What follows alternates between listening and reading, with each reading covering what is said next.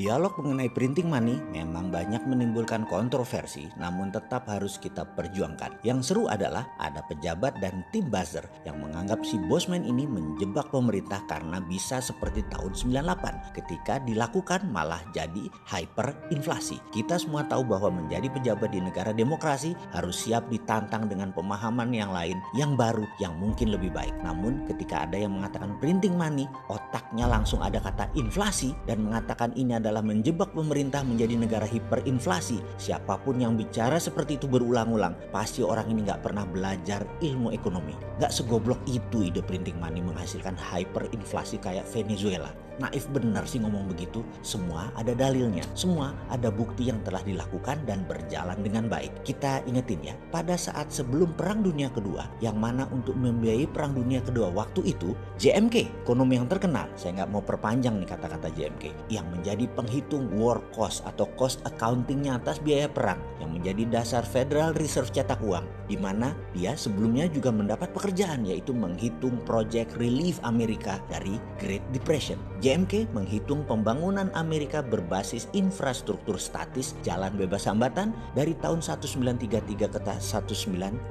Dalam pemerintahan FDR, Franklin Roosevelt, dengan formasi criss-cross Amerika, ada 11 dari timur barat, ada 13 dari utara selatan dengan ribuan anak jalanan. Juga berbarengan infrastruktur dinamis juga diberikan dana untuk membangun industri permesinan yaitu kendaraan bermotor, membangun instalasi listrik, dan segala kebutuhan rumah tangga. Dana tersebut dari mana? Cetak uang berbasis proyek yang bernama New Deal. Program ini memiliki moto 3R. Relief, Recovery, dan Reform. Fokus program ini diadakan untuk mengatasi pengangguran dan kemiskinan, kemudian pemulihan ekonomi ke level wajar, serta mengatur ulang sistem ekonomi agar depresi tidak kembali terulang. Dua peristiwa tadi, New Deal FDR untuk Amerika keluar dari depresi dan memenangkan Perang Dunia Kedua adalah strategi printing money. Oke, sekarang kita ke Amerika. Bosen deh lu bolak-balik ke Amerika. Tapi yang namanya belajar, ya nggak apa-apa juga. Tidak ada keunggulan di dunia ini. Yang ada hanya pengulangan, alias kalau mau unggul maka ulangi. Semua sahabat tahu saya mendukung Bernie Sanders yang ternyata digusur oleh oligarki Partai Demokrat yang pemikirannya tua. Bernie digeser untuk memuluskan Joe Biden. Padahal Joe Biden pendosa yang gampang nanti dikalahkan Trump. Namun namanya juga oligarki kekuasaan. Kalau Bernie menang, kita semua tahu Bernie punya Green New Deal, di mana asisten kampanyenya ahli keuangan Stephanie Kelton jadi JMK-nya FDR New Deal versi sekarang. Bernie kalau jadi presiden Amerika, maka dia akan punya musuh bukan China, bukan dunia Islam, bukan Timur Tengah, tapi dia memutuskan musuh utamanya adalah masalah lingkungan hidup. Dia anti fossil oil, dia anti nuklir uranium, dia anti batu bara dan sangat mendukung perbaikan alam. Dia mendukung baterai dan energi terbarukan. Dia akan perang dan akan printing money per tahun 3.000 billion atau 3 triliun dolar untuk perang memperbaiki lingkungan hidup. Ini seru kalau Bernie menang, tapi dunia farmasinya Partai Demokrat, dunia militeri kompleknya Republikan bubrah.